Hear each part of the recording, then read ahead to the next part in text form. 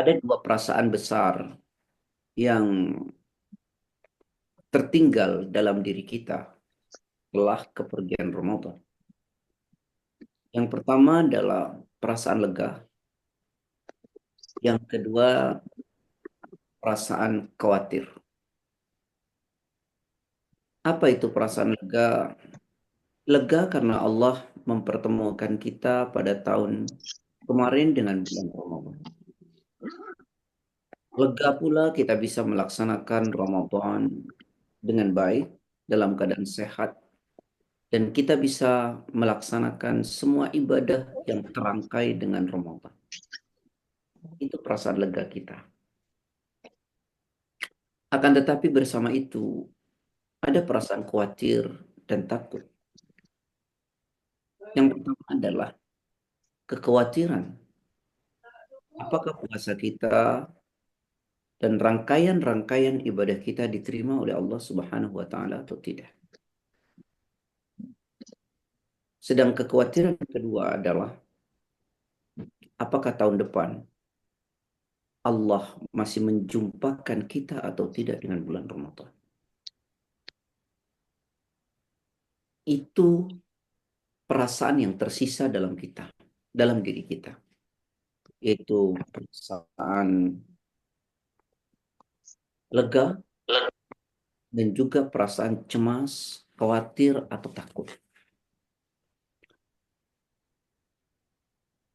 Ada ungkapan yang sering kita ucapkan 1 bulan bahkan pasca Ramadan, yaitu di bulan Syawal, yaitu ungkapan doa di antara kita. Taqabbalallahu minna wa minkum.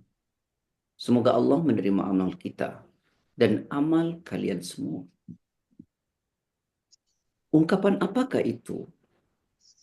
Sesungguhnya itu adalah ungkapan rasa takut bahwa ibadah kita tidak diterima. Sehingga kita berdoa. Dan bersamanya adalah ungkapan harapan. Semoga ibadah kita diterima. Jadi kata taqabbalallahu minna wa minkum adalah ungkapan rasa kekhawatiran akan ibadah kita tidak diterima. Yang juga di dalamnya adalah harapan besar kepada Allah. Semoga ibadah kita diterimanya. Karena itu ungkapan itu sering diungkapkan. Bahkan 1 bulan setelah Ramadan. Taqabbalallah minna wa minkum. Nah, ayah bunda sekalian yang dirahmati oleh Allah. Yang unik adalah kita Hasbi, kamar mandi lah ya Allah. seringkali hanya bersemangat dalam beribadah itu hanya pada bulan Ramadan. Seorang ulama berkata, adalah satu kebodohan besar. Saya ulangi, adalah satu kebodohan besar bagi seseorang yang hanya punya semangat beribadah di bulan Ramadan saja. Itu adalah kebodohan. Ketika ulama tersebut ditanya, kenapa orang yang hanya bersemangat beribadah di bulan Ramadan disebut kebodohan besar? Jawabannya adalah, oleh karenanya, dia hanya mengetahui dan merasa bahwa hak Allah hanya ada di bulan Ramadan. Padahal hak Allah sepanjang hidup kita, sepanjang dunia ada. Karenanya semangat dalam beribadah tidak hanya berhenti di bulan Ramadan. Karena hak Allah tidak hanya ada pada bulan Ramadan. Tapi hak Allah terus ada. Saudara-saudaraku yang saya cintai karena Allah. Karena itu penting sekali kita mempertahankan, beristiqamah terhadap amalan-amalan kita. Rasulullah Shallallahu Alaihi Wasallam menyampaikan dalam satu hadis, "Ahabbul a'mali ilallahi, ahabbul a'mali ilallahi, adwamuha, wa in qalla." Amalan yang paling dicintai oleh Allah adalah amalan yang terus menerus. Wa in qallah, sekalipun amalan tersebut sedikit. Jadi amalan yang paling dicintai oleh Allah adalah amalan yang terus menerus, tak pernah berhenti kita lakukan. Wa in qallah, sekalipun amalan itu sedikit, tapi kita bisa pertahankan. Sebelum sampai kita menjelaskan pada persoalan ada bagaimana mempertahankan itu. Seperti ayah sampaikan tadi, bahwa kematian kita tidak pernah tahu. Oleh karenanya ada rasa khawatir yang kuat buat kita. Apakah di Ramadan akan datang Allah masih memberi waktu, umur buat kita, sehingga kita bisa bersama indah dengan Ramadan.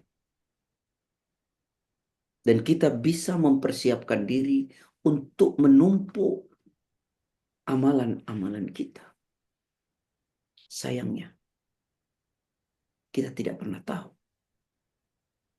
apakah Allah masih menyampaikan usia kita pada tahun yang akan datang. Karena itu, jangan pernah sekali-kali menyia-nyiakan waktu. Membiarkan waktu berlalu tanpa makna. Karena waktu kita mepet. Waktu kita sangat sedikit. Dan kita perlu paham. Sedikit waktu yang Allah berikan kepada kita itu sangat amat menentukan untuk perjalanan panjang kita di akhirat. Saya ulangi. Sedikit waktu yang Allah berikan kepada kita itu sangat menentukan untuk perjalanan panjang akhirat kita. Nah, saudara-saudaraku yang saya cintai karena Allah, kematian itu tidak memiliki teman. Jika kematian itu datang, maka berakhirlah segala sesuatu. Kita tidak bisa berkompromi, meminta ditunda, tidak bisa. Karena itu Al-Quran menjelaskan pada surah 63 ayat ke-10 dan 11. Allah Ta'ala berfirman, "Wa anfiqu mimma razaqnakum min qabli ayyatiya ahadakumul maut fayaqula Rabbi laula akhartani ila ajalin qarib fa'asaddaqa wa akum minas salihin ولن يؤخر الله نفسا إذا جاء أجلها والله خبير بما تعملون." Silakan. Surat Al-Munafikun, surat 63 ayat 10. Dan infakkanlah sebagian dari apa yang telah kami berikan kepadamu sebelum kematian datang kepada salah seorang di antara kamu. Lalu dia berkata sambil menyesali diri, "Ya Tuhanku, sekiranya Engkau berkenan menunda kematianku sedikit waktu lagi, maka aku akan bersedekah dan aku akan termasuk orang-orang yang soleh." Ayat 11, dan Allah tidak akan menunda kematian seseorang apabila waktu kematiannya telah datang. Dan Allah Maha teliti atas apa yang kamu kerjakan. Dan Allah sekali-kali tidak akan pernah menunda kematian seseorang apabila waktunya telah tiba. Dan Allah Maha teliti dengan apa yang kalian lakukan. Karena itu di awal Anda sampaikan. Kematian itu tidak memiliki teman. Jika ia datang, maka berakhirlah segala sesuatu. Karenanya, ayah bunda sekalian, waktu ini sedikit. Jangan sampai waktu yang Allah berikan kepada kita ini, lalu kita sia-siakan. Karena itu Rasulullah SAW pernah mengingatkan kita. Hadis yang diriwayatkan oleh Ibnu Abbas. Igtanim khamsan qabla khamsin. Gunakan kesempatan waktu 5 yang Allah berikan sebelum 5 perkara sebaliknya akan datang. Syababaka qabla haramik. Masa muda sebelum tua. Saat tua, banyak keinginan baik yang kita ingin lakukan. Tapi terhalang oleh kemampuan fisik kita. Sehingga karenanya masa muda jangan pernah dibiarkan berlalu tanpa manfaat. Wasihhataka qabla saqamik. Masa sehat sebelum sakit itu ada. Ketika orang itu sakit, dia ingin beramal, tapi terhalang oleh kelemahan fisiknya. Saya sering bilang, orang jika sakit, kemauannya hanya satu, yaitu ingin sembuh. Tapi saat orang sehat, kemauannya begitu banyak. Yang ketiga adalah waghinaka qabla faqri. Masa di mana kita masih memiliki harta. Sebelum harta itu diambil oleh Allah. Yang ketiga empat. Wa faraghaka qabla syughlik. Masa luang yang Allah berikan, kesempatan waktu yang telah Allah berikan sebelum sibuk melanda kita. Wa hayataka qabla mauti. Dan masa hidup yang Allah berikan ini untuk kesempatan mati kita nanti. Satu hal yang perlu kita paham. Allah berfirman dalam hadis qudsi, tafarragh li'ibadati amla sadraka ghinan wa asudda faqr.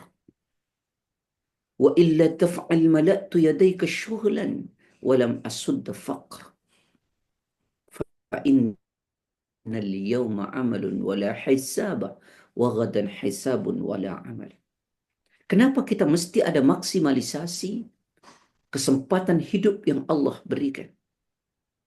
Karena kata Allah, hari ini di dunia yang ada hanya ada satu kesempatan, yaitu beramal, beramal, beramal, beramal. Di mana di dunia ini belum ada pertanggungjawaban atas konsekuensi kita tidak menggunakan kesempatan. Sedangkan besok di akhirat yang tersisa hanya satu. Apa itu? Pertanggungjawaban. Sementara kesempatan amal sudah tidak ada. Karenanya, gunakan masa hidup sebelum kematian datang. Tapi sungguh aneh.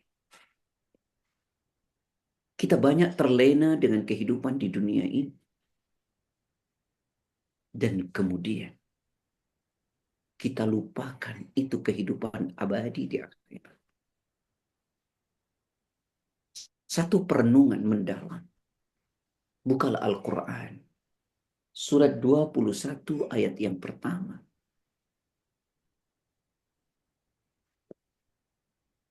Iqtaraba linnasi hisabuhum. Wahum fi ghaflatin mu'ridun. Surat Al-Anbiya surat 21 ayat 1.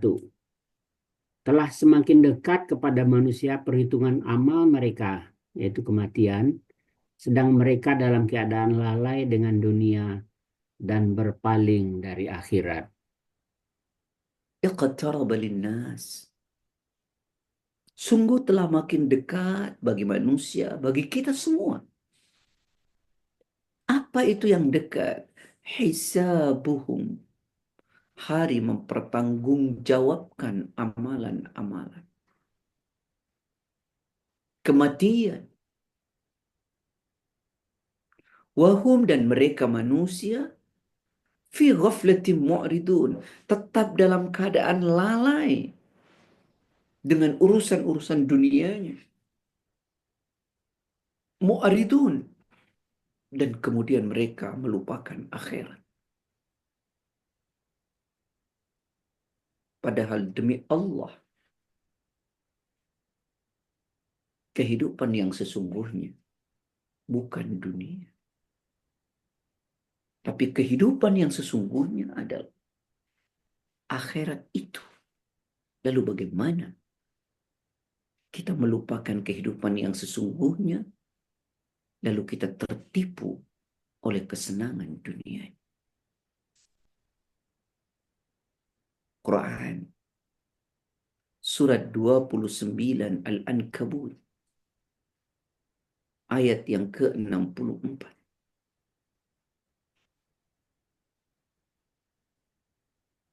وَمَا هَذِهِ الْحَيَاةُ الدُّنْيَا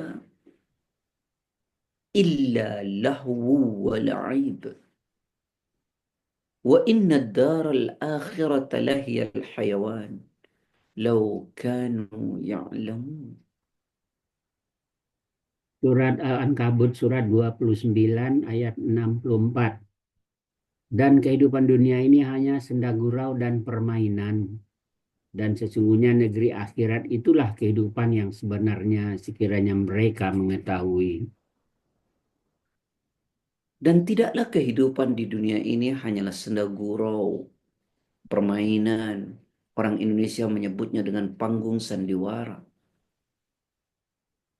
Sedangkan akhirat adalah kehidupan yang sesungguhnya.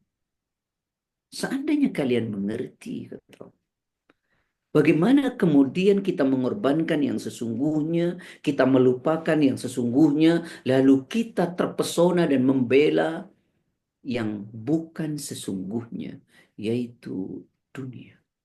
Kenapa? Karena kebodohan kita.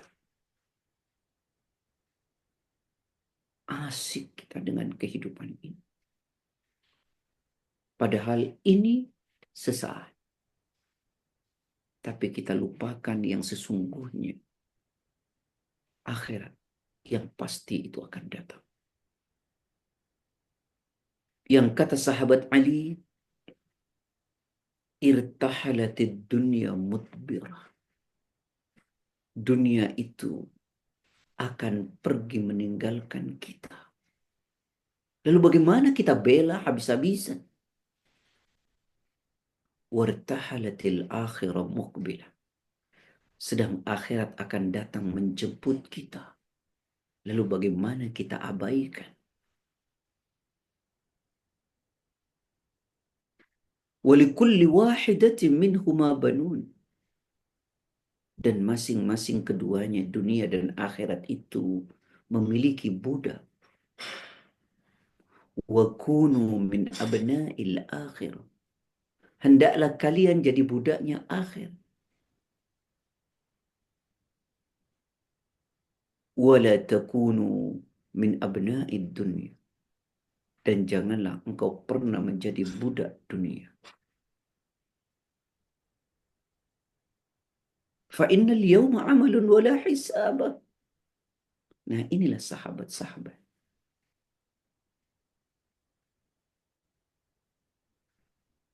Kemudian selanjutnya saya ingin sampaikan pula. Kematian ini juga tidak memiliki tempat. Seluruh alam ini buat kita adalah tempat kematian.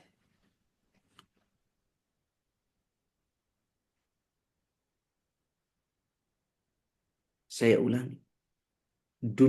Kematian tidak pernah memiliki tempat. Seluruh alam ini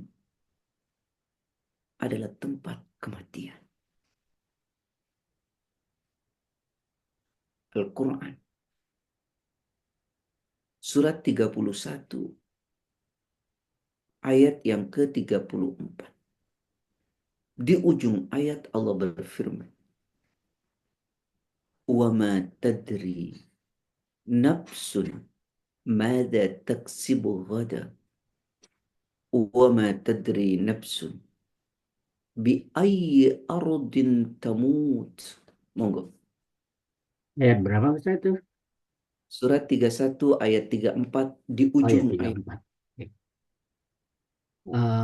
Surat Luqman, surat 31 ayat 34. Sesungguhnya hanya di sisi Allah ilmu tentang hari kiamat, dan Dia yang menurunkan hujan dan mengetahui apa yang ada dalam rahim, dan tidak ada seorang pun yang dapat mengetahui dengan pasti apa yang akan dikerjakannya besok, dan tidak ada seorang pun yang dapat mengetahui di bumi mana dia akan mati. Sungguhnya Allah Maha mengetahui, Maha mengenal. Tidak seorang pun yang tahu dengan pasti apa yang akan dikerjakannya esok. Lalu bagaimana kita menunda berbuat baik? Lalu bagaimana ada kesempatan kita berbuat baik, kita abaikan dan kita biarkan dia berlalu? Demi Allah, tidak seorang pun yang tahu dengan pasti apa yang akan dikerjakannya esok. Dan tidak seorang pun yang tahu dengan pasti di bumi mana ia akan wafat. Di bumi mana dia akan meninggal. Tidak seorang pun yang tahu.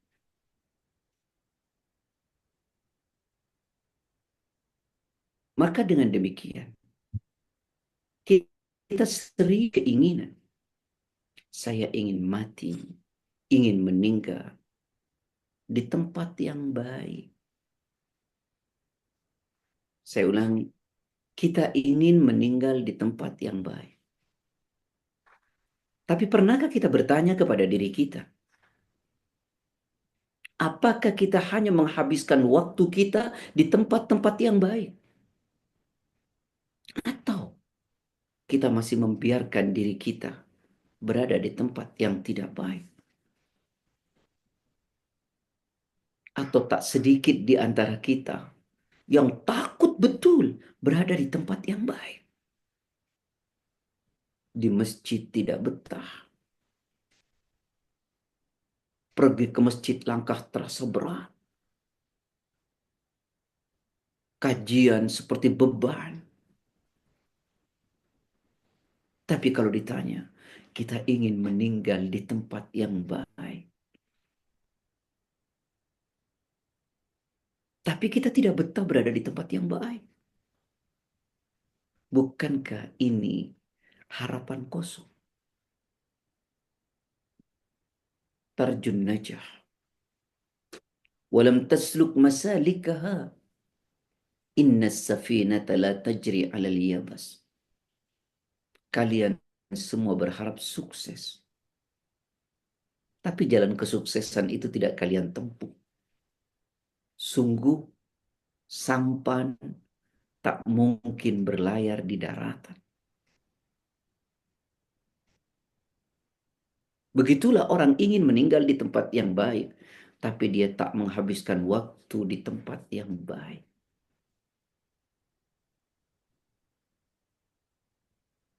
Karena itu, di sisa umur kita ini, yuk jangan biarkan diri kita berada di tempat yang tidak baik. Rindulah dengan tempat-tempat yang baik. Asiklah berada di tempat-tempat yang baik. Ringankan langkah kita menuju masjid. Tuluskan diri kita untuk datang ke majelis-majelis ilmu. Semoga Allah mewafatkan kita di tempat-tempat baik tersebut. Dan kita berlindung kepada Allah. Jangan sampai usia kita ini akhirnya berada di tempat yang tidak baik. Ayah bunda, kemudian saya juga ingin menyampaikan, kita tidak pernah bisa lari dari kematian. Sejauh apapun dia akan menghampiri kita. Dan kita tidak pernah bisa bersembunyi dari kematian di balik benteng sekuat apapun.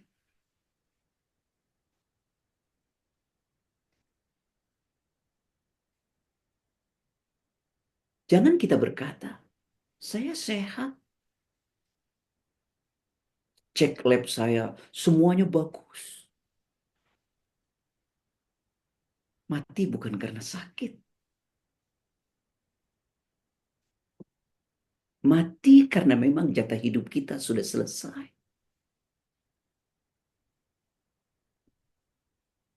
Jangan merasa saat general check up semuanya oke.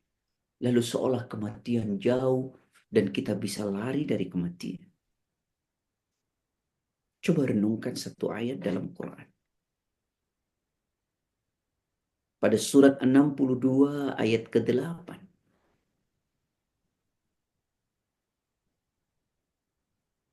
A'udzu billahi minasyaitonir rajim.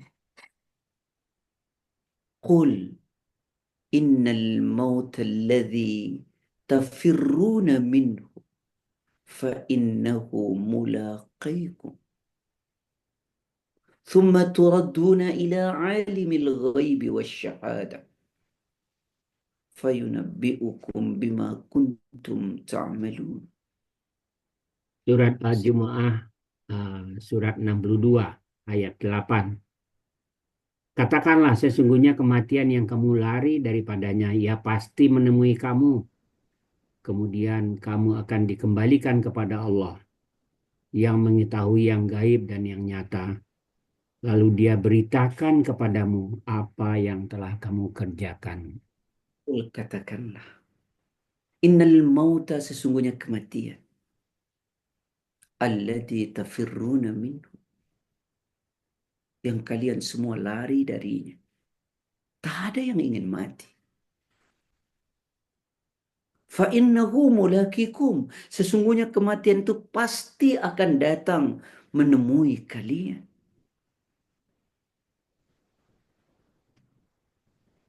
Thumma turadduna ila alimil ghaibi wasyahada.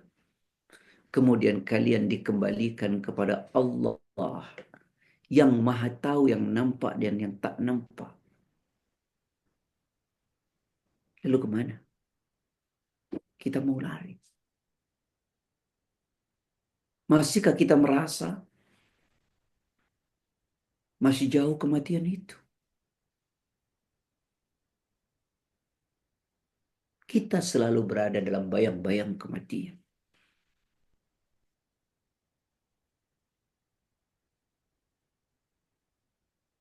Kita tidak bisa lari. Rasulullah Sallallahu Alaihi Wasallam pernah menyampaikan, dituturkan oleh Ibnu Mas'ud, khattan Nabi khattan murabba wa khatta khattan fil wasati kharijan min. Nabi membuat garis bentuknya persegi empat. Lalu Nabi bersabda, persegi empat ini adalah kematian, sedang manusia berada dalam persegi empat itu. Apa artinya? Manusia terpenjara oleh kematiannya dan dia tak akan pernah bisa lari sedikit pun dari kematian itu. Tidak akan pernah bisa lari dari kematian. Ayah bunda sekalian yang dirahmati Allah.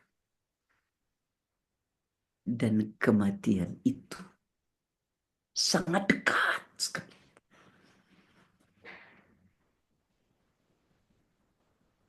Begitu dekatnya, kata Imam Az-Zarzuri, kematian itu tak ada jaraknya dengan kita.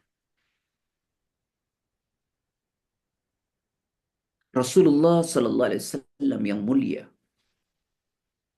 beliau pernah mengajarkan kepada sahabat-sahabatnya dengan berkata, Atadruna ma hadi wa ma hadi? Kata Nabi, tahukah kalian apakah ini? Apakah ini? Qalu, semua sahabat berkata, Allah wa rasuluhu a'lam. Allah dan Rasulnya lebih tahu. Warama bihasatain. Lalu kemudian Nabi melempar dua kerikil. Lalu Nabi mengatakan, wahadaka al-ajal, wahadaka al-amal. Ini kerikil yang dekat dengan kita adalah kematian kita. Sedangkan kerikil yang jauh itu adalah angan-angan kita. Betapa panjang dan banyaknya keinginan-keinginan kita. Sebelum angan-angan dan keinginan itu tercapai, kematian sudah datang.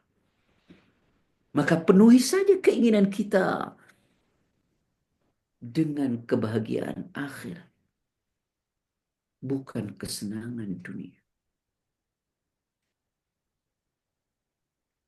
Dan Allah sebenarnya menggiring kita agar menjadikan dunia adalah bukan sebuah orientasi, tapi akhirat adalah orientasi kehidupan kita.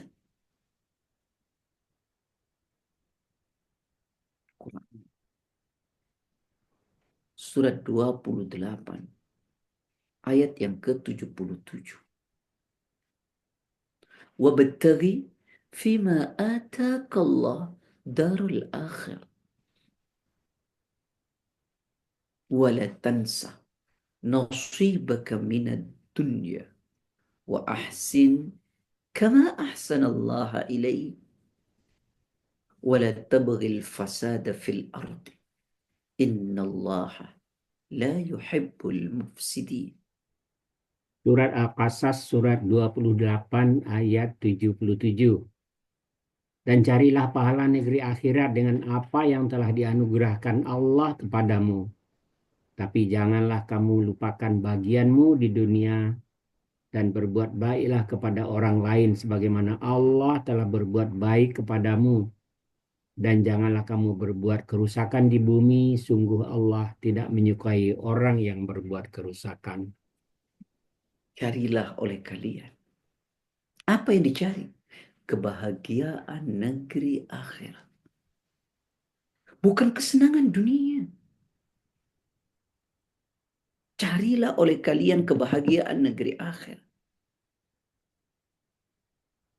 Dengan apa kita mencari kebahagiaan negeri akhirat? Dengan apapun yang telah Allah berikan kepada kalian. Ilmukah? Hartakah? Kekuasaankah? Waktukah? Jadikan seluruhnya berorientasi ukhrawi. Meraih kebahagiaan akhir.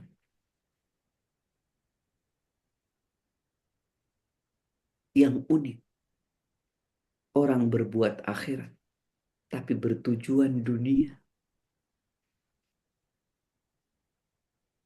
Bukankah Allah ajarkan, jadikanlah pekerjaan dunia kita untuk kebahagiaan akhirat.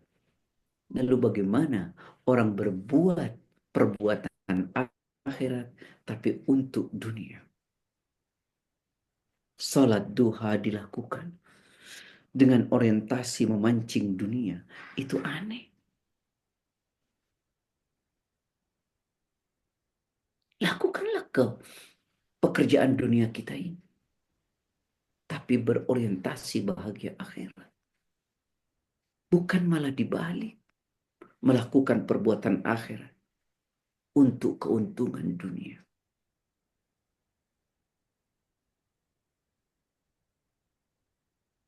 Ayah bunda sekalian, semoga Allah merahmati. Ingat secara mendalam, kematian kita ini tidak pernah mengenal waktu. Saya ulangi, kematian kita ini tidak mengenal waktu. Seluruh waktu yang Allah berikan ini, kita tidak tahu di mana waktu kematian itu datang.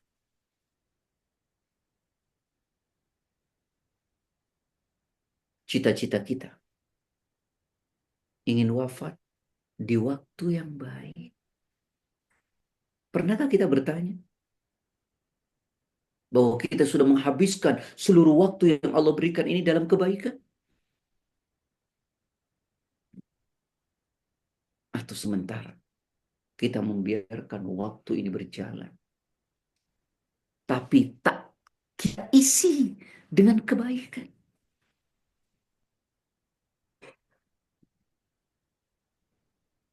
Al-Quran surat ke-7 ayat yang ke-34. Surat berapa, Ustaz? Surat ke-7 ayat yang ke-34.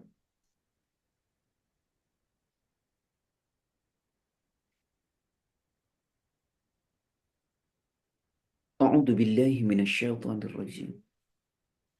Walikulli ummatin ajal fa idza jaa ajaluhum la yastakhirun sa'atan wa la yastaqdimun.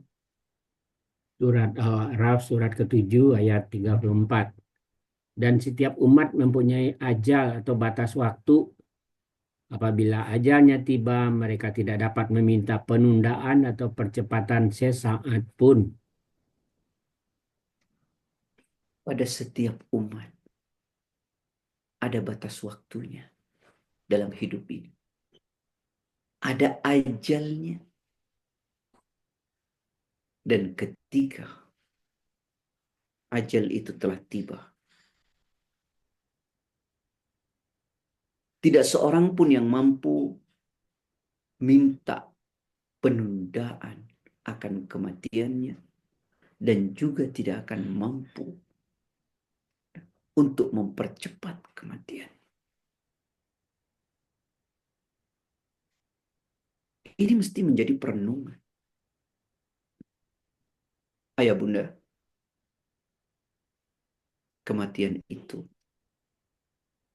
penghancur angan-angan, penghancur keinginan, dan penghancur impian-impian.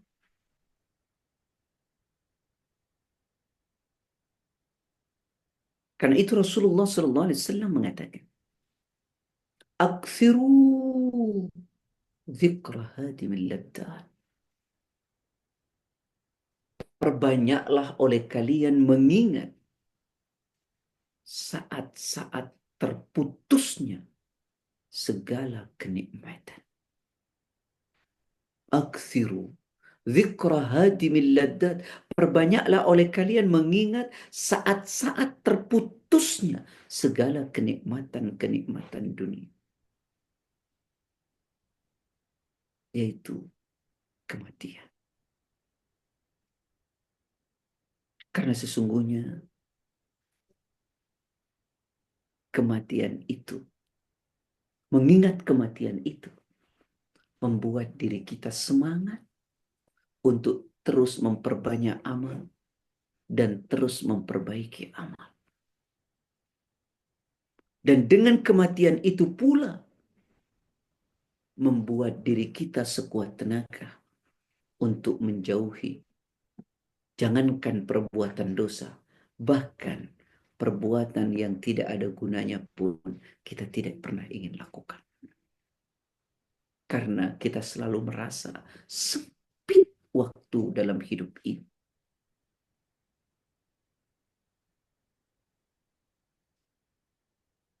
Ikhwani wa ikhwati fillah yang dirahmati oleh Allah. Ayah bunda, catat baik-baik dalam hati kita. Mati tidak pernah menunggu kita. Tapi kita yang menunggu kapan kematian itu datang. Saya ulang. Kematian tidak pernah menunggu kita. Tapi kita yang menunggu kapan kematian itu datang.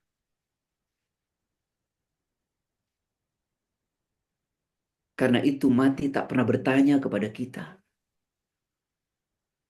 Tapi kita yang sedang menunggu dengan harap-harap cemas. Apakah ada orang yang ditanya, kapan kamu akan mati? Tidak. Karenanya dia tidak menunggu kita. Tapi kita yang menunggu kapan dia datang. Dan kita tidak pernah tahu itu. Yang pasti dia akan datang. Pasti dia akan datang.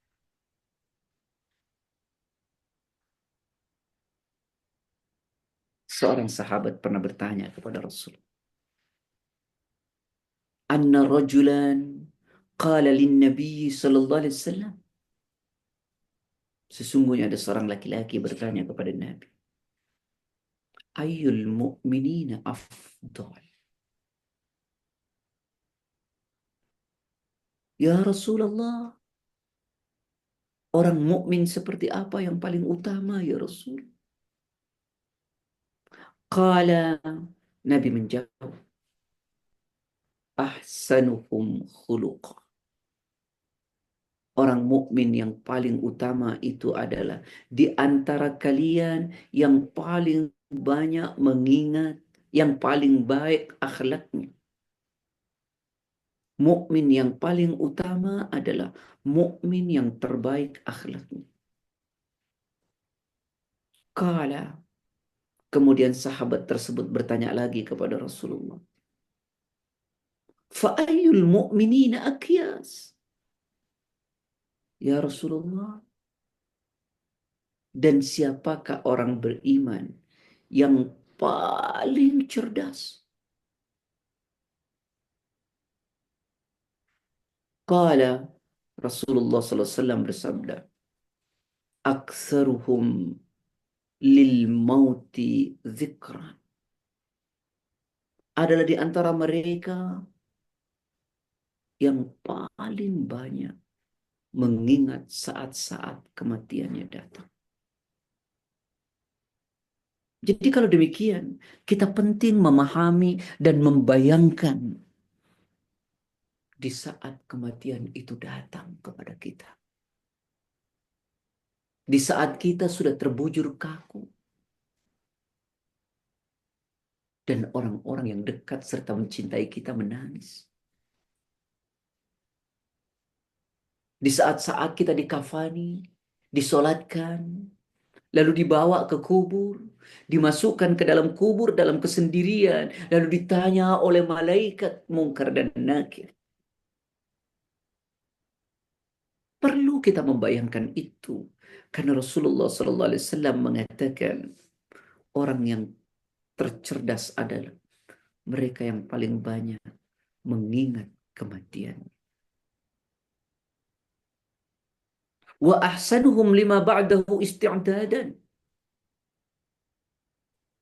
Dan yang kedua adalah mereka yang terbaik mempersiapkan untuk oleh-oleh setelah kematiannya. Yang istilah ayat Mazwar memenuhi koper-kopernya. Ulaika al-akyas. Mereka itulah orang-orang cerdas. Yaitu orang yang paling banyak mengingat kematian. Kata Ibnu Umar, أخذ رسول الله صلى الله عليه وسلم بمنكبي فقال كن في الدنيا كأنك غريب أو عابر سبيل وعد نفسك من أهل القبور. Apa kata Rasulullah sallallahu alaihi wasallam kepada Ibnu Umar?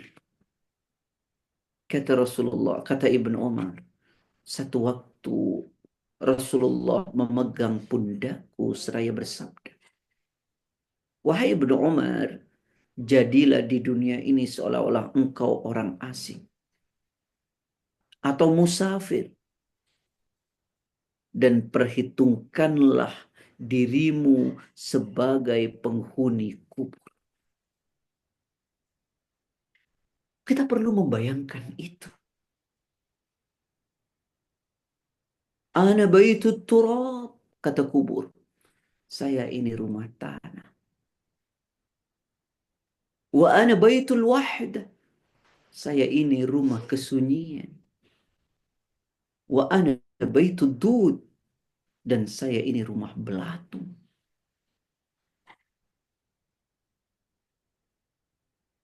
Karena itu janganlah bersandar pada dunia. Dan janganlah menjadikan dunia sebagai tanah air. Dan jangan pula mengatakan pada diri kita akan tinggal di dunia selamanya. Dan jangan pernah perhatian kepada dunia secara berlebihan. Dan jangan pula bergantung kepada dunia. Bergantunglah kepada Allah. Jadikan akhirat sebagai tujuan. Karenanya Ibnu Umar berkata, jika engkau ada di sore hari, jangan pernah tunggu untuk berbuat baik sampai pagi. Dan sungguh jika engkau ada di pagi hari, jangan tunggu sampai sore untuk berbuat baik.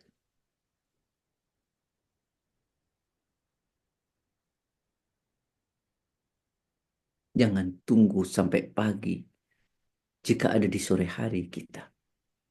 Dan jangan tunggu sampai sore jika kita ada di pagi hari untuk berbuat baik.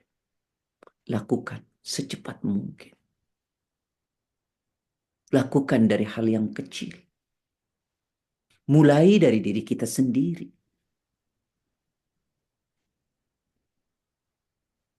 Nah, saudara-saudaraku, ayah bunda yang saya cintai karena Allah. Jangan sampai. Karena kita membiarkan hidup ini berlalu tanpa makna. Lalu penyesalan muncul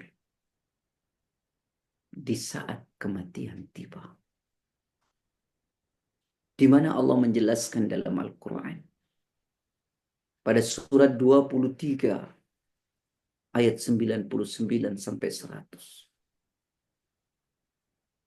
Hatta idza jaa ahadahumul maut qala rabbi irji'un la'alli a'malu salihan fima tarak kalla innaha kalimatun huwa qailuha wa min waraihim barzahun ila yaumi yub'atsun.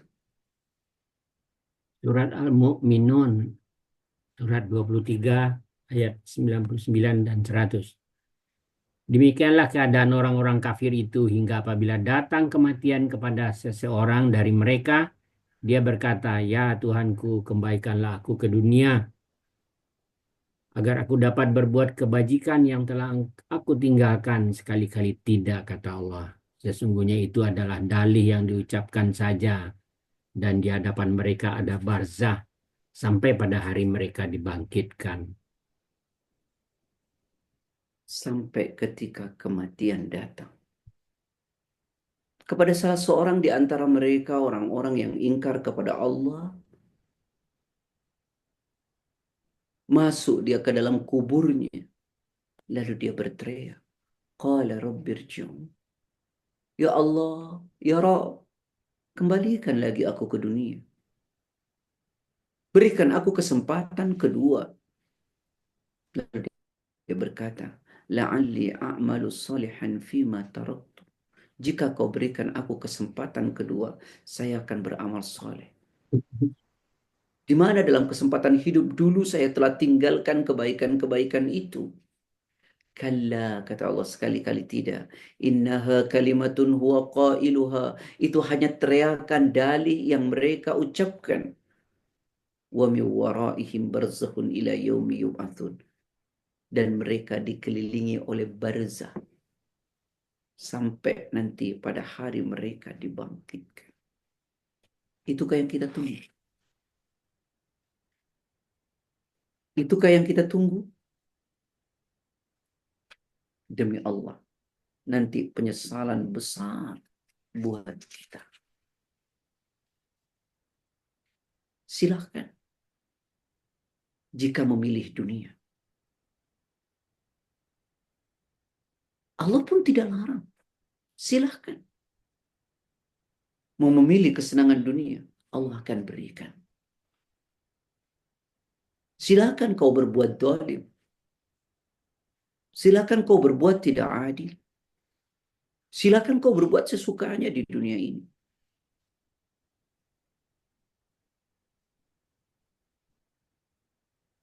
Tapi ingat,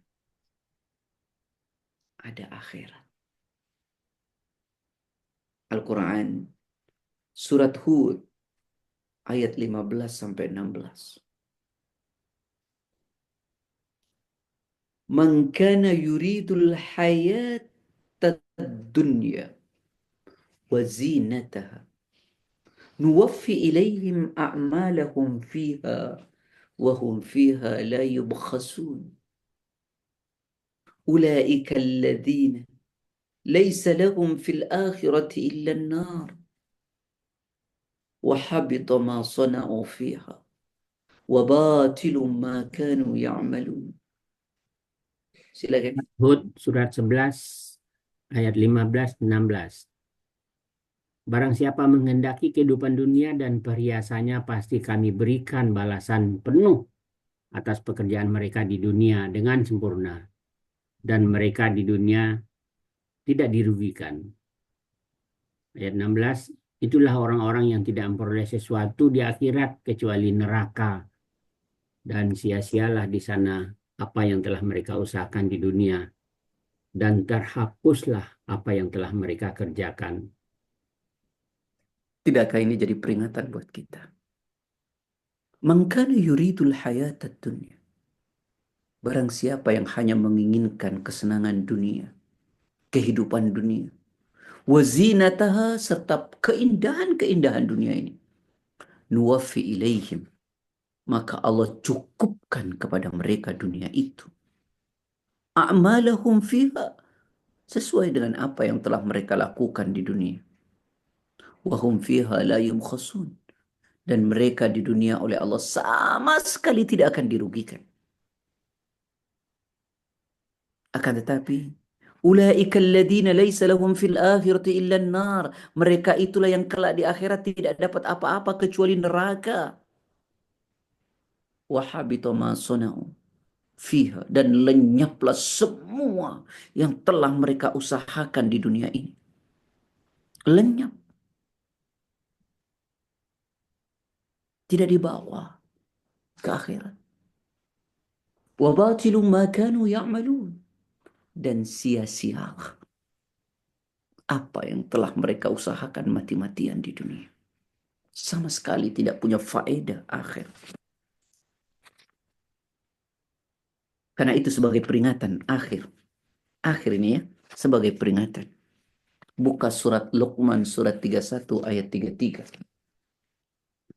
Ya ayuhan nasu taqu rabbakum wakhshaw yawman la yajzi walidun an waladihi wala mauludun huwa jazin an walidihi syai'a.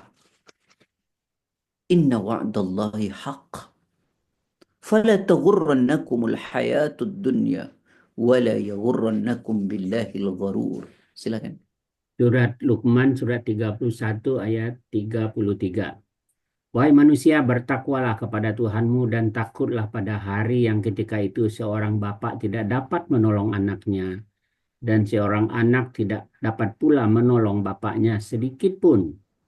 Sungguh janji Allah pasti benar, maka janganlah sekali-kali kamu terperdaya oleh kehidupan dunia dan jangan sampai kamu terperdaya oleh penipu dalam mentaati Allah.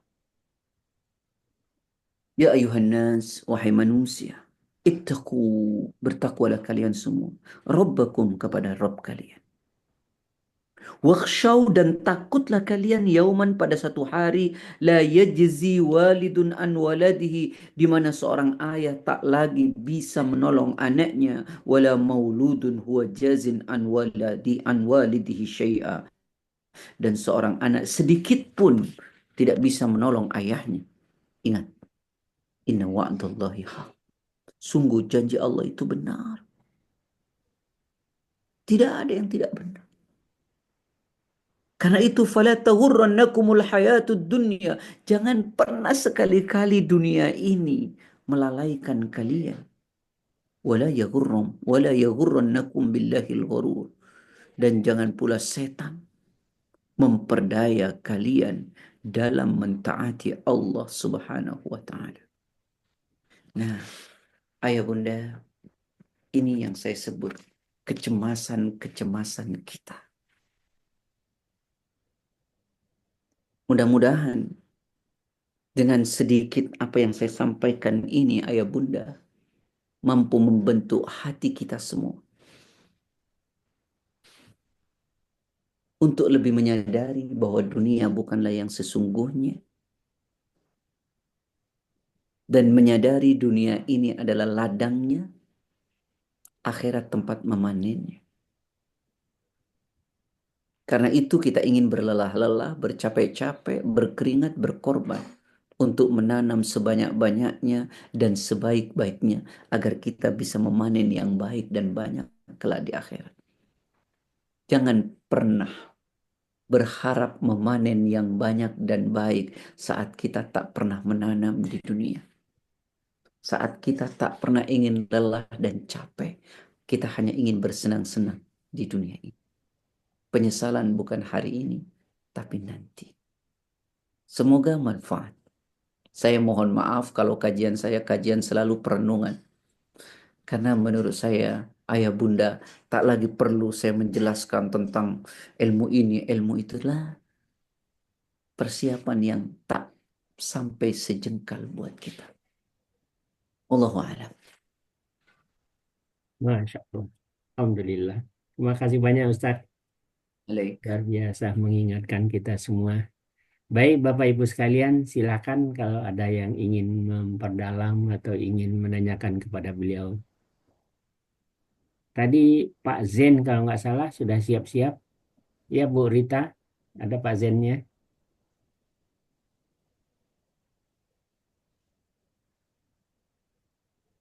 Dihidupkan mic-nya Bu. Mic-nya di-unmute dulu Bu Rita. Ya, ini, keras suaranya.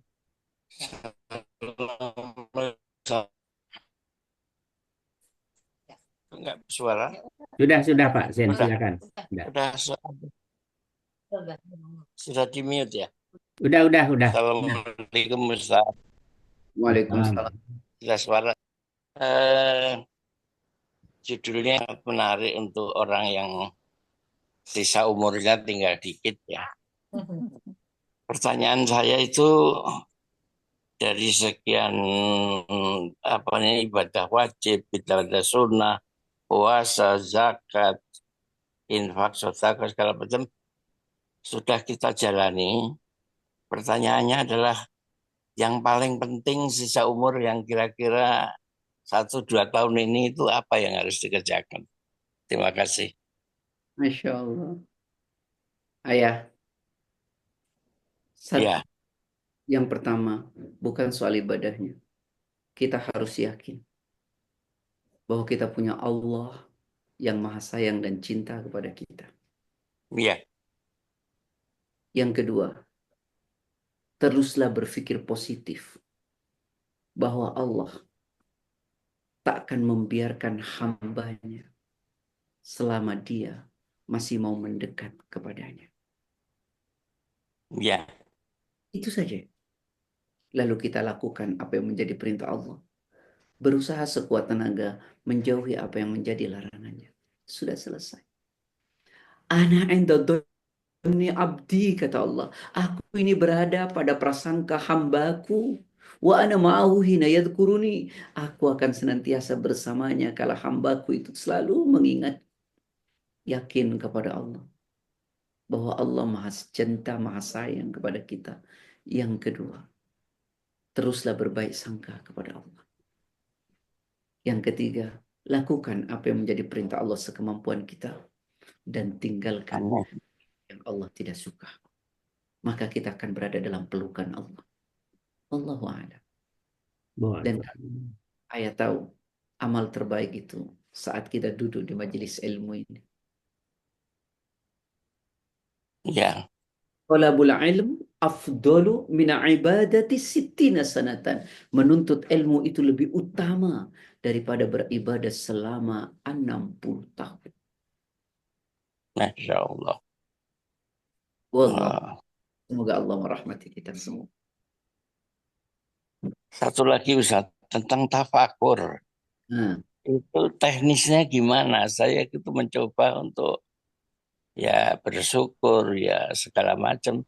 Tapi tafakur sendiri itu sistemnya atau mekanismenya gimana? Tidak ada ya mekanismenya ya. Rasulullah Sallallahu Alaihi Wasallam. Saya ingin sampaikan satu ayat dulu. Kata Allah dalam Quran pada surat ketiga ayat 191. 391. الذين يذكرون الله قياما وقعودا وعلى جنوبهم ويتفكرون في خلق السماوات والأرض ربنا ما خلقت هذا باطلا سبحانك فقنا عذاب النار. Benar. Ali Imran 191, orang-orang yang mengingat Allah sambil berdiri, duduk, dan dalam keadaan berbaring, dan mereka memikirkan tentang penciptaan langit dan bumi, seraya berkata, ya Tuhan kami, tidaklah Engkau menciptakan semua ini dengan sia-sia. Maha suci Engkau, lindungilah kami dari azab neraka. Orang-orang yang senantiasa mengingat Allah. Diri, duduk, maupun berbaring. Dan orang yang senantiasa bertafakkur. Tentang apa? Tentang penciptaan Allah. Langit, bumi. Orang yang paling banyak bertafakkur, pasti orang itu rendah hati. Bertafakkur itu adalah berpikir tentang apa yang diciptakan oleh Allah begitu besarnya. Bertafakkur tentang nikmat yang Allah berikan kepada kita begitu banyaknya. Bertafakkur bahwa ternyata Allah berikan segalanya, tapi kita tak cukup bersyukur dengan baik kepada Allah. Itu namanya bertafakkur. Kalau bahasa sahabat Umar, hasibu anfusakum qabla an tuhasabu. Hisablah diri kalian sebelum kalian kelak dihisab oleh Allah. Ya. Oke, terima kasih Ustaz. Assalamualaikum. Baik, terima kasih Pak Zen. Mudah-mudahan Allah beri kesehatan selalu buat Pak Zen. Amin ya Allah. Baik, Bapak Ibu sekalian, Amin. eh, ada lagi kayaknya Uni Martiem ya. Silakan Ya, Uni. ya. Assalamualaikum warahmatullahi wabarakatuh, Ustaz. Waalaikumsalam. Kalau kematian tidak bisa ditunda atau dipercepat, bolehkah kita berdoa, ya Allah panjangkanlah umurku, supaya aku dapat beribadah, beramal lebih banyak. Dan ada lagi yang mengatakan, dengan bersedekah dapat memperpanjang umur. Misalnya dia seharusnya tabrakan meninggal, tapi karena sebelumnya dia bersedekah, dia tidak tabrakan. Apakah itu benar, Ustaz? Ikhwani Terima wa kasih. akhwati, Rasulullah sallallahu alaihi wasallam pernah mengatakan, sebaik-baik umatku adalah mereka yang panjang umurnya, baik amalnya. Nah, karena itu kita boleh meminta kepada Allah, ya Allah panjangkan umurku. Boleh. Di mana larangan? Tidak ada larangan. Tapi berpanjang umur yang bermanfaat dalam ibadah dan kepada masyarakat. Boleh meminta panjang umur. Apakah bersedekah itu memanjangkan umur? Hadis. Bahkan dengan bersedekah bisa menolak bala. Bersilaturahim memanjangkan umur. Walaupun ulama berbeda pendapat, yang panjang itu kuantitasnya atau kualitasnya. Itu wallahu a'lam. Umur memang sudah ditentukan oleh Allah. Tapi satu hal yang kita harus tahu, kita tidak pernah tahu seberapa panjang umur kita. Umur memang ditentukan oleh Allah, tapi tak satu pun di antara kita yang tahu umur kita. Karenanya, kita menjalankan apa yang menjadi sunnah-sunnah Rasul agar dipanjangkan umur begini-begini, tinggal kita ikuti saja. Wallahu a'lam. Begitu Bunda. Terima kasih. Baik, Sama-sama. terima kasih Bu Martiem. Assalamualaikum, Pak Mas. Oh, silakan Bu Mumun ya. Silakan Bu. Alhamdulillah, syukurillah dapat kajian pagi ini. Seperti yang Pak Ustadz komentari tadi, malahan bagi usia begini yang diharapkan itu memang pemantapan pelajaran-pelajaran atau akidah-akidah yang bisa untuk kita hayati dan kita amalkan. Sebab kalau otak kita untuk berpikir, untuk menghafal sesuatu udah nggak sanggup lagi.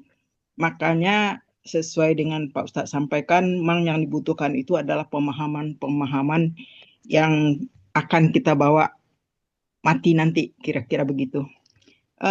Yang akan saya tanyakan di sini adalah Pak Ustadz, tadi dinyatakan bahwa kalau kematian itu tidak nanti di akhirat itu tidak ada lagi penolong, udah sendiri-sendiri. Anak nggak dapat menolong orang tua tidak dapat menolong anak. Saya pernah mendengar bahwa anak yang dididik menjadi anak yang soleh akan bisa menjadi penolong orang tuanya nanti di akhirat. Ini karena ini bertentangan, karena pemahaman saya ini nggak jelas, saya mohon penjelasan Pak Ustadz dengan keterangan yang barusan saya sampaikan. So, anak bisa menolong orang tuanya, yang nanti anak yang soleh dapat menolong orang tuanya. Sementara tadi dinyatakan tidak ada penolong satupun kecuali adalah diri kita sendiri. Bagaimana pemahamannya ini Pak Ustadz? Itu aja. Terima kasih. Wassalamualaikum warahmatullahi wabarakatuh. Yang disebut dalam surat Luqman, surat 31 ayat ke-33 bahwa seorang ayah tak bisa menolong anak, anak tak bisa menolong ayah adalah di saat hari kiamat. Oh, hari kiamat. Tetapi apakah kemudian anak bisa bermanfaat buat ayahnya dan ayah bermanfaat buat anaknya setelah di alam barzakh? Bermanfaat. Apa manfaatnya? Doa. Apalagi manfaatnya? Anak bersedekah atas namanya. Apalagi manfaatnya? Seorang anak menyambung persaudaraan dengan apa yang pernah disambung oleh ayahnya. Apalagi yang bermanfaat? Memenuhi janji-janjinya. Inilah yang ditanyakan seorang sahabat muda kepada Rasulullah. Ya Rasulullah, hal baqiya min birri abawayya abarruhuma ba'da mautihima? Apakah masih tersisa ya Rasulullah kebaikan yang bisa saya lakukan untuk orang tua saya yang telah tiada? Qala na'am, kata Rasulullah, iya. Satu, ad-du'a'u lahuma, doakanlah keduanya. Wal istighfaru lahuma, mohonkanlah ampun keduanya. Wa infadu ahdihima, penuhi janji-janjinya. Wa ikramu sadiqihima, muliakan teman-temannya. Dan bersedekahlah atas namanya. Insya Allah sampai. Insya Allah. Yang tidak itu adalah nanti ketika hari kiamat. Kenapa Allah Ta'ala berfirman, فَإِذَا جَاءَتِ الصَّاخَةُ يَوْمَ يَفِرُّ الْمَرْءُ مِنْ أَخِيهِ وَأُمِّهِ وَأَبِيهِ وَصَاحِبَتِهِ وَبَنِيهِ لِكُلِّ امْرِئٍ مِّنْهُمْ يَوْمَئِذٍ شَأْنٌ يُغْنِيهِ. Pada saat sangkakala kedua dibunyikan yang suaranya memekakkan telinga, seorang tak peduli saudaranya, ayah, ibu, anak, mereka hanya sibuk dengan dirinya masing-masing. Itu ya Bun. Ya, ya, paham. Makasih, jazakallah khair, Pak Ustadz. Sehat selalu. Amin ya Allah, amin. Alhamdulillah. Baik, Bapak Ibu sekalian. Oh, Pak Akib, silakan Pak Akib. Mas, Assalamualaikum warahmatullahi wabarakatuh, Pak Ustadz dan Bapak Ibu sekalian yang dirahmati Allah. Pak Ustadz, saya ingin menggarisbawahi tentang ibadah tafakur, Pak Ustadz. Saya kebetulan baru membaca, ternyata ibadah tafakur itu sangat penting banget. Bahkan katanya fadilahnya itu bisa lebih daripada 70.000 tahun kita beribadah, sholat. Jadi artinya sempatkan dirimu itu bertafakur pada saat-saat semua orang sedang tertidur. Kita bukan hanya sholat tahajud, kita kemudian berwudu atau mandi, kemudian kita sholat 2 rakaat, kemudian kita bertafakur, merenungkan, memikirkan hakikat kehidupan yang diciptakan Allah, khususnya terhadap diri kita sendiri. Sejauh mana apa yang sudah kita syukuri, begitu banyak nikmat. Jadi tentang tafakur ini saya baru ternyuh. Ternyata itu harus kita sempatkan, katanya minimal 1 kali dalam hidup kita pernah bertafakur.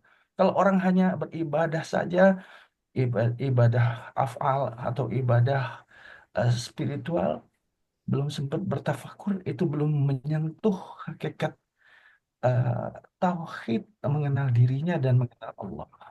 Sebagaimana yang disampaikan, man arafa nafsahu faqad arafa rabbahu. Jadi kita latihan mengenal diri kita, kemudian kita akan mengenal Allah. Kemudian yang kedua Pak Ustadz, tentang tidak seorang pun yang akan mengetahui saat kematian. Tapi ada beberapa kisah Pak Ustadz, ada beberapa ulama itu pada saat-saat terakhir itu dia mengetahui dia sudah akan pergi meninggalkan dunia ini. Dia mempersiapkan kain kafan, dia mempersiapkan bahkan wasiat, bahkan minta dihadirkan anak atau kerabatnya yang terdekat. Apakah itu dianggap sebagai satu isyarat saja atau satu ilmu yang diberikan Allah sebagai apa ya, ma'rifatullah barangkali. Saya mohon penjelasan Pak Ustadz. Terima kasih. Assalamualaikum warahmatullahi wabarakatuh. Waalaikumsalam. Sebenarnya ya, tafakkur itu asal kata tafakkara ya tafakkar, berpikir, merenung. Nah, sesungguhnya bertafakkur itu harus setiap waktu. Di saat kita berkata, Allahu Akbar, Allah Maha Besar. Oh, kalau gitu saya tidak ada apa-apanya. Itu sebenarnya kita sedang bertafakkur. Di saat kita mengatakan Subhanallah, Maha Suci Engkau ya Allah. Lalu kita mengatakan, saya ini sungguh kotor. Itu bertafakkur. Alhamdulillah segala puji bagimu ya Allah. Lalu kita berkata, saya tidak punya hak untuk dipuji sedikit pun. Itu kita sedang bertafakkur. Di saat kita makan, kita berkata, ya Allah, kau berikan aku ini. Lalu kau buat mampu aku mengangkat dengan tanganku. lalu kau buat aku bisa masih merasakan makanan ini. Itu sesungguhnya bertafakkur. Jadi bertafakkur itu harus senantiasa.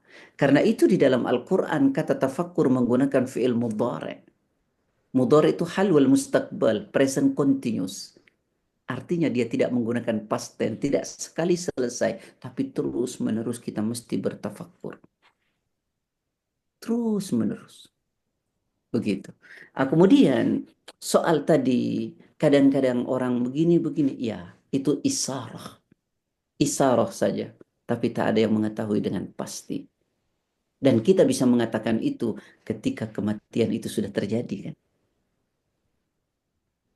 Tapi kalau kita mengetahui sebelum kematiannya terjadi, malah kita katakan, jangan gurau, jangan macam-macam. Kita suka bilang begitu malah.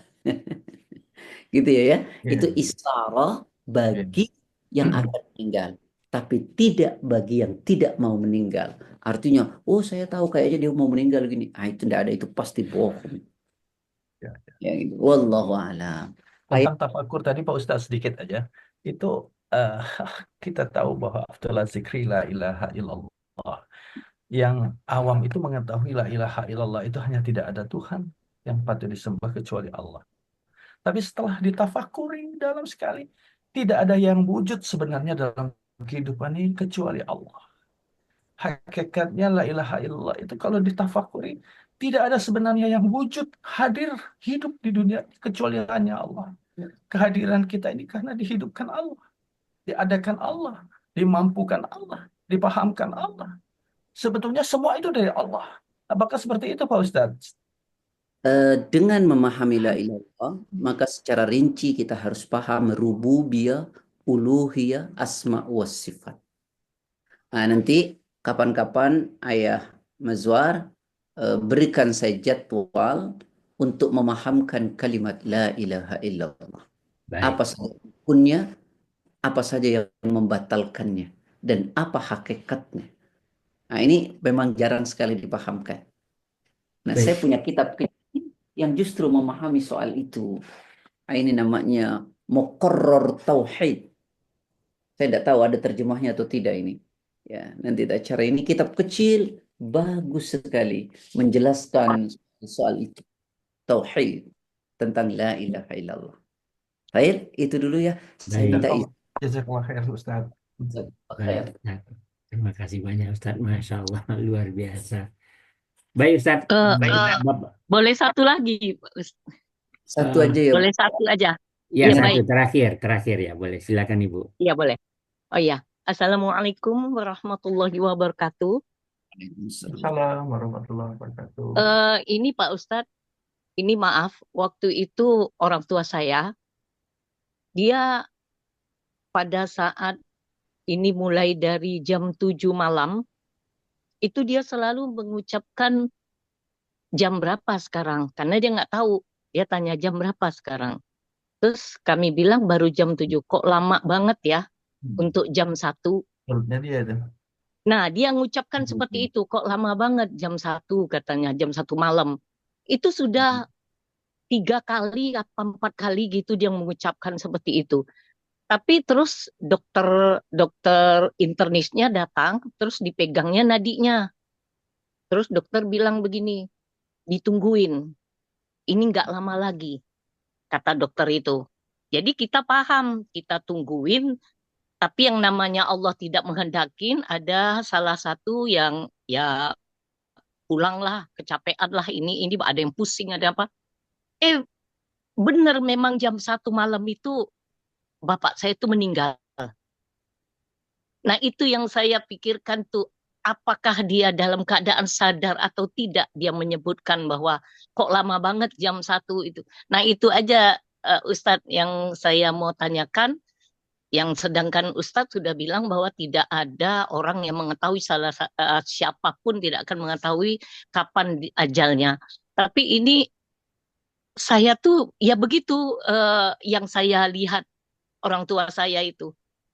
Nah, bagaimana itu Ustadz? Karena itu saya tidak bisa menjawab. Oh gitu. Ya, iya Bud, itu isarah, ya itu isarah dari Allah bagi orang yang mau wafat. Cuman kan kita ini yang masih hidup nih suka nggaduk-gadukin loh. Oh Bahkan gitu. kadang-kadang nyambung-nyambungin gitu ya. Nah, Ya itu Iya. buat yang wafat. Ya kita harus tahu dalil mengatakan begitu pasti benar.